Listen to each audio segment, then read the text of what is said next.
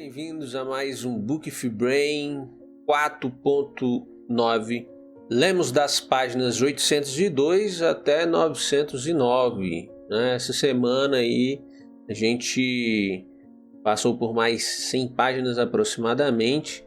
E resumindo, esse livro que a gente já está lendo há bastante tempo, para quem não sabe, As Brumas de Avalon contam a história do rei Arthur desde antes do seu nascimento até a sua morte, a partir da perspectiva das mulheres. Então, nessas 100 páginas aí, claro, te trouxe aí o resumo do que vem a ser essa história como um todo, mas nessas 100 páginas a gente viu algumas coisas que foram, por exemplo, a Morgana, juntamente com o Arthur, o rei Uriens, que é o esposo dela, e o filho do rei Uriens, que é o Acolon, eles foram para Tintagel. Tintagel é uma das cidades ali onde a Morgana morou há algum tempo atrás, e ela até é rainha, dona, alguma coisa nesse sentido, de uma parte daquelas terras. E tinha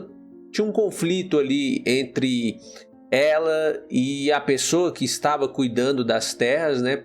Aparentemente essa pessoa queria usurpar o lugar dela, então ela chama o Arthur para ir para lá. Só que no meio do caminho a Morgana decide, na verdade ela vinha tramando antes, né? Ela decide levar tanto o Arthur, o Acolon e o Uriens para o país das fadas. Então, nessas 100 páginas a gente vê um pedacinho disso aí acontecendo. O outro ponto que a gente viu nessas 100 páginas também foi a Nimue tramando contra o Kevin. Na verdade, a Nimue é uma sacerdotisa de Avalon e ela é filha do Lancelot com a Elaine. A Elaine tinha feito uma promessa para Morgana e a Morgana foi lá e coletou essa promessa, né? Que era o quê? A Morgana ia tramar para que Elaine se casasse com Lancelot e depois, no futuro, a Morgana pegaria uma das filhas da Elaine e levaria para Avalon. E aí essa filha é a Nimue. A Nimue entra na história agora como uma peça para concretizar a morte do Kevin. Kevin é o Merlin atual da Bretanha e a Morgana o considera um traidor. Não só a Morgana, como as outras sacerdotisas que aparecem na história, o consideram como traidor. E aí elas planejam ali através da Nimue. A Nimue vai seduzir o Kevin e trazer o Kevin para Avalon para ele ser executado. Além disso, o que a gente viu nessas 100 páginas também são os desdobramentos da busca do Graal. Eu acabei não comentando isso nos outros vídeos, né? Não achei tão relevante assim, mas tem um dado momento onde tem um cálice que eles acreditam ser o cálice onde Cristo tomou a última ceia, e aí o nome desse cálice é Graal. E aí tem um momento lá meio místico, assim, cada um tem um tipo de visão nesse momento, esse cálice aparece e acaba desaparecendo. Então, a partir dali, os cavaleiros do rei Arthur vão atrás desse cálice nos confins da Bretanha, né? E aí a gente vê mais alguns desdobramentos dessa busca e as consequências dela. Bom, os pontos que eu trouxe para nós discutir aqui hoje são alguns. Geralmente a gente tem bastante pontos com relação a Morgana, né? Então, a Morgana é uma sacerdotisa de Avalon que passou por bastante coisas, sofreu por conta das tramas da Viviane, e o engraçado é que ela acaba replicando isso na sua vida, né? Ela começa a tramar também.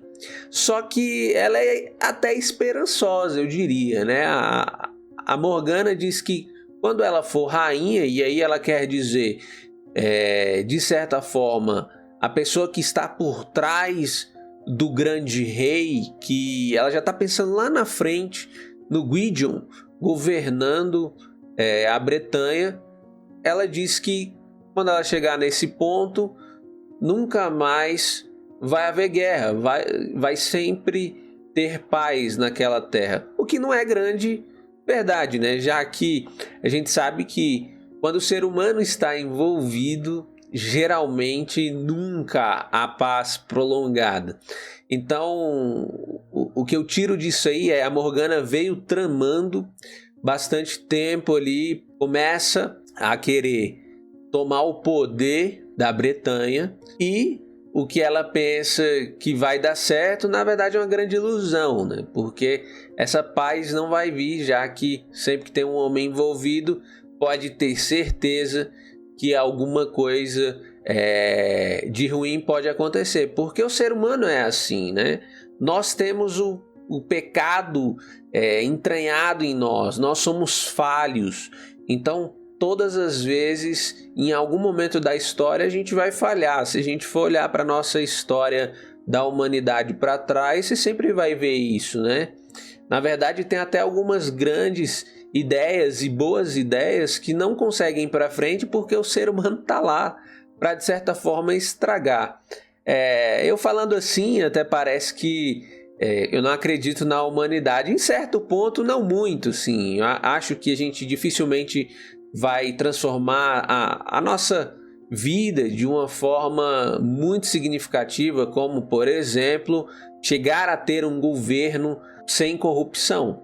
Eu acho isso pouquíssimo provável de acontecer na história humana. Então, é por isso que a gente precisa não colocar a nossa fé nos homens, né? Não colocar a nossa fé em nós mesmos, porque em algum momento a gente sempre fracassa. A gente sempre mete os pés pelas mãos ou até mesmo fazemos coisas erradas deliberadamente. Então é importante que a nossa fé esteja no lugar certo. E esse lugar certo onde que é? Em Deus, no Cristo, né? Em Jesus. Só lá a gente realmente consegue confiar 100%. Nos homens não dá. Então quando a Morgana fala essas coisas aí, a única coisa que eu penso não vai ter como, isso não vai acontecer de jeito nenhum. E aí, em sequência, a gente já vai para o próximo ponto. Tem algumas posturas da Morgana que eu acho elas meio contraditórias, né? Ela fala várias vezes, assim, de princípios e não sei o quê, mas bastou mais uma vez, a gente já viu isso no vídeo anterior, mas mais uma vez ela chega numa situação onde ela decide abortar uma criança. E a gente sabe que a vida começa quando o espermatozoide fecunda o óvulo, né? A vida começa ali. Nós passamos por várias etapas, né, da nossa evolução. E depois que a gente nasce, obviamente tem a infância, a juventude, né, a vida adulta e o final ali, a velhice. Mas tem uma etapa antes, eu consideraria assim, né? Que é justamente esses 9 meses que ficamos dentro da barriga das nossas mães. E ali ainda assim é uma vida, né? Algumas pessoas pensam que não, mas eu particularmente penso que a vida começa quando há essa união do óvulo e do espermatozoide. E aí a Morgana, para variar, mais uma vez cheia da hipocrisia, né? Eu diria, ela ali simplesmente porque, enfim, ela não queria ter essa criança. Ela até fala uma coisa que faz até sentido, né? Ela diz que está muito velha para ter um filho e isso poderia ser perigoso para ela. Mas parece que no final das contas não é isso que pesa tanto assim. E ela decide abortar, né? Então, mais uma vez, uma pessoa que diz que não assassinaria nem por Avalon comete mais uma vez um assassinato, infelizmente, né?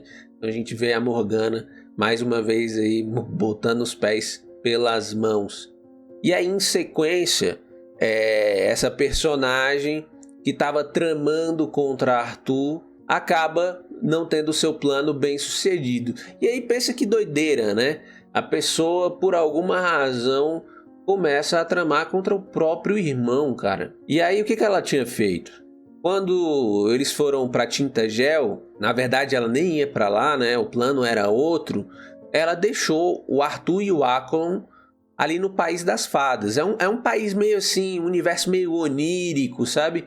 Uma coisa meio etérea, assim, e que aparentemente é como se as pessoas estivessem drogadas lá o tempo elas perdem a noção do tempo e Aquilon acaba lutando com Arthur por influência da Morgana, só que o Arthur prevalece sobre ele e o Aquilon morre, né? Então o Aquilon ele é mandado para Gales do Norte, onde Morgana está lá com Urins, e quando ele chega lá, eu acho que é para Gales do Norte, agora eu não tenho certeza, talvez não seja, talvez seja para Camelot, eu não lembro agora onde que eles estavam, mas o Aquilon chega lá, o corpo dele, e aí a Morgana entra em desespero, né? Porque primeiro que o Aquilon era o amante dela, e segundo que ele era o trunfo dela para ela conseguir de alguma forma exercer poder sobre a Bretanha. E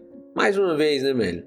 As consequências aí que a gente vê, várias tramas, vários planos de traição, e o tiro saiu pela culatra mais uma vez. Isso gera um desentendimento ali entre ela e o rei Urins, e aí a gente tem o Waine, que é o filho do rei Urins, que se não fosse ele naquele momento ali, o negócio ia ficar bem feio, porque o rei Urins começa a acusar a Morgana, e a Morgana até se descontrola um pouco, puxa uma faca para esfaquear o rei Urins, e o Waine faz aquele papel que é tão importante na sociedade de forma geral, né? O papel do conciliador. Ele tenta ali, através da argumentação, conversar com Morgana para que Morgana se acalme, e da mesma forma o pai dele, né?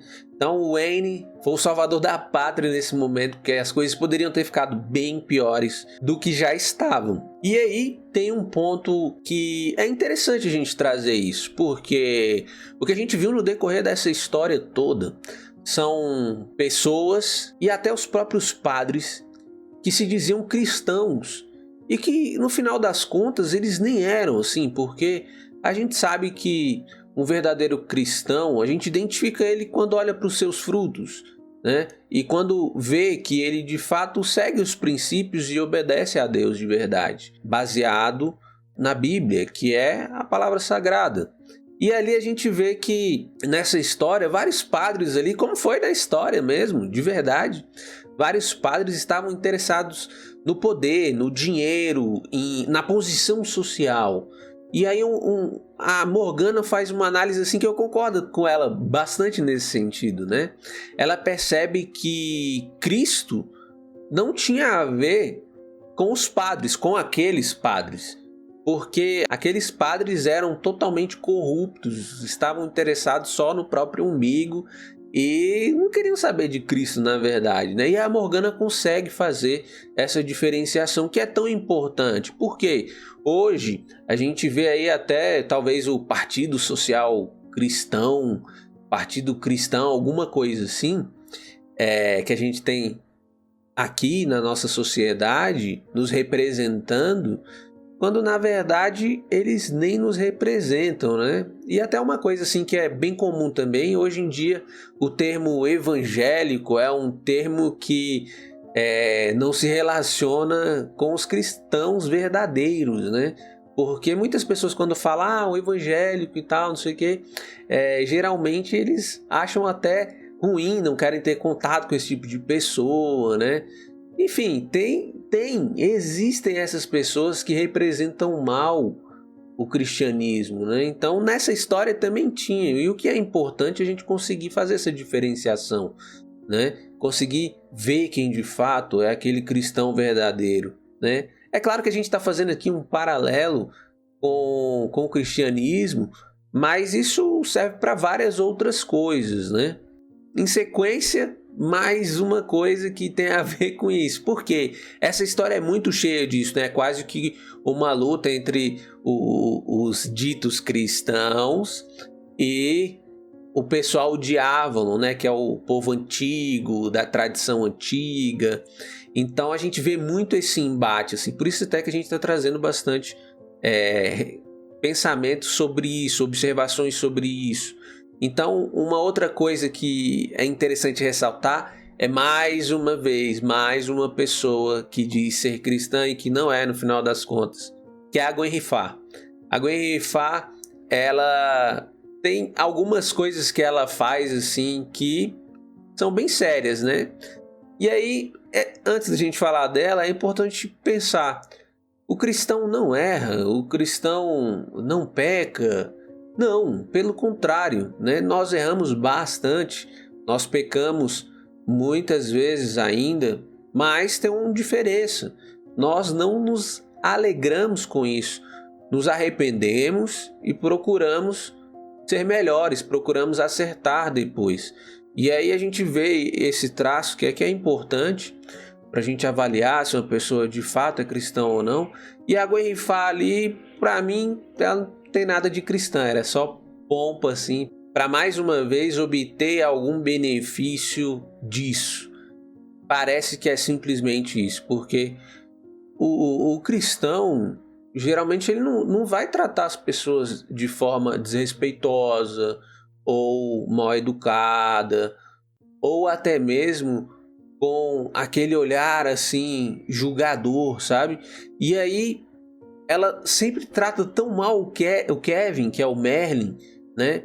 Tudo bem que ele tinha uma fé diferente da dela e que na infância ele tinha sofrido um acidente, alguma coisa tinha acontecido, ele ficou com o corpo deformado nas palavras dela, né? E ela o chama de monstro. Isso é um absurdo se você for pensar, né? Uma pessoa cristã, ela teria empatia pelo outro, assim, procuraria de alguma forma ajudar, acolher. E a Gwen Rifá, mais uma personagem dessa história que diz ser, mas que na verdade não tem nada a ver. E aí a gente pula para o próximo ponto, que particularmente eu acho até meio triste, assim. A Nimue, sacerdotisa de Avalon, vai lá, seduz o Kevin e traz o Kevin para ser executado em Avalon. Por que, cara? Né? Por que ser executado? Bom, algumas religiões têm isso, né? Se você fizer algumas coisas, o seu salário, digamos assim, é a morte. Né? Você tem que morrer, a consequência é a perda da vida. E ali, para Avalon, também era assim. Avalon tinha suas próprias regras e o Kevin transgrediu elas porque ele estava tentando ali uma aproximação com o reino do Arthur, né? Ele estava tentando ficar mais próximo. Só que aos olhos de Morgana e das outras sacerdotisas, ele traiu Avalon mais de uma vez. E aí elas planejam lá para trazer ele para Avalon. E aí um paralelo fácil que a gente pode fazer com isso é você pensar no Estado Islâmico ou nos grupos jihadistas, né, que acabam agindo assim, de olhar para uma situação e de acordo com o que é a lei para ele, com o que é os princípios da sua fé, ele julga a pessoa e julga decidindo que ela merece morrer. Isso é algo tão sério assim, porque na verdade nenhum de nós tem esse direito. O único ser que realmente pode decidir é Deus, cara. Para mim, é Deus quem decide quem vai morrer e quem não vai. E nós não podemos fazer isso, né? Então, infelizmente, o Kevin acabou sendo executado e aí tem um efeito desastroso, porque a Nimue se sente tão culpada, mas tão culpada, que ela acaba se suicidando. E aí, como que algo que era para ser o cumprimento de uma lei ali, de certa forma, acaba gerando uma coisa tão ruim, né? A morte de duas pessoas. Infelizmente foi isso que aconteceu nessa história, né?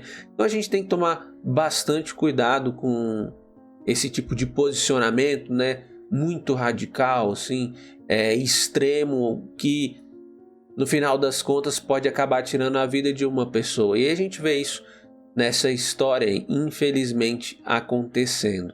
E aí, dentro ali dos desdobramentos da busca do Graal, o Lancelot acaba aparecendo, né? Ele também foi um dos que prometeu ir atrás e foi atrás mesmo, percorreu vários lugares. Só que esse negócio deixou ele meio louco, assim. Ele acaba sendo preso E no final das contas, sem querer, ele aparece em Avalon.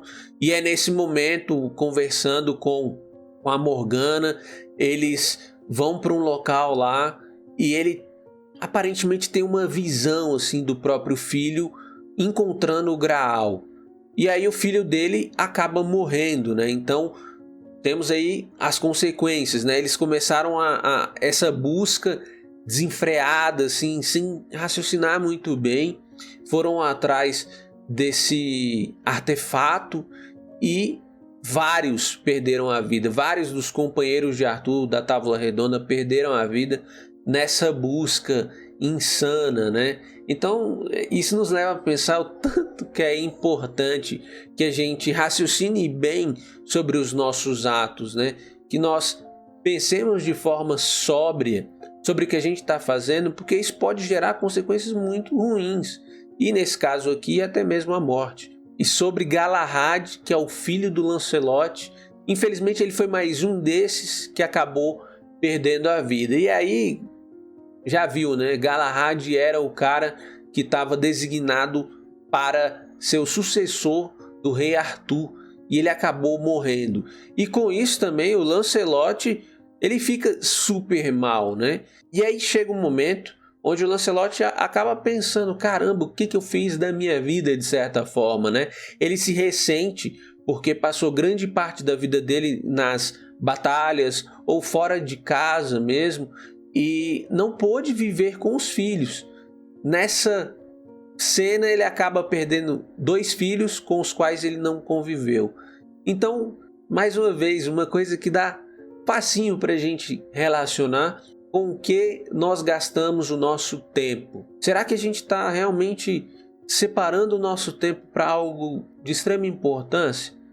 Pensa o tanto que é importante você que é pai, você que é mãe, viver com os seus filhos ali na infância, na adolescência, aproveitar a vida deles, porque assim como Lancelot, uma hora os filhos se vão ou casam. Claro, casa ele pode voltar, né? Geralmente eles voltam para visitar, mas não é a mesma coisa, não é do mesmo jeito mais, não é a mesma fase da vida. Então isso é muito importante. É importante que nós aproveitemos o tempo com os nossos familiares, que nós aproveitemos o tempo com os nossos filhos, para quem é pai. E a gente viu aí, no final da vida, você olhar para trás e se ressentir porque não fez, é algo muito duro de se lidar, né? Lancelot perdeu uma oportunidade e por isso não tinha mais como voltar atrás. Infelizmente ele teve que enterrar o próprio filho. E por fim, a gente vê uma coisa meio que inesperada, assim, Morgause lá começa a se envolver com magia e num desses momentos ela utiliza ali uma criada, uma pessoa que trabalha para ela, para ajudá-la, e sem dó nem piedade, Morgause matou ela e sem nenhum escrúpulo, né? Eu fiquei de cara assim, porque a gente já está acompanhando essa história aí há 900 páginas, e Morgause era uma mulher assim que estava interessada no poder, bem ambiciosa, mas até então a gente não tinha visto nenhum traço dessa maldade assim. Tá bom, nenhum traço talvez seja demais, mas não tinha aparecido essa violência gratuita assim, sem nenhum pesar. Isso me leva a pensar que, como nós estamos acompanhando a história em 900 páginas para contar uma história, essa personagem Morgause, a gente, mesmo tendo alguns flashes dela ali, não dava para dizer de fato quem ela é. E isso a gente faz na vida muitas vezes. Não sabemos quem são as pessoas que estão do nosso lado. A gente acha que conhece. A gente acha que sabe quem aquela pessoa é.